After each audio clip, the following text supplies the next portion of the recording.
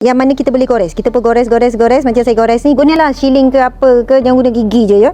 Alhamdulillah, berita gembira dan berita yang melegakan saya. Kita mengambil kira pelbagai aduan tentang fake produk Olive Guard kita ni. Jadi kepada mak-mak, makcik-makcik, ibu ayah, jangan risau lagi.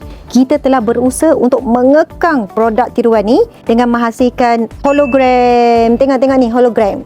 Okey, ni bukan saja-saja ni hologram ni. Okey, dia ada satu tempat kalau kita nampak yang mana kita boleh gores. Kita pun gores. Macam saya gores ni, gunalah shilling ke apa ke, jangan guna gigi je ya.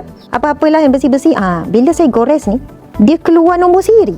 Nombor siri ni masukkan ke website di bawah, nanti dia akan keluar bahawa disahkan original, bukan tiruan.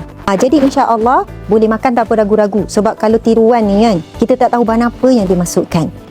Jadi inilah cara dan ikhtiar kita supaya kalian semua tidak tersalah beli ataupun memberi mudarat apabila kita makan produk tiruan. InsyaAllah moga ia membantu. Selamat memastikan produk Olive Guard kita asli dan bukan tiruan.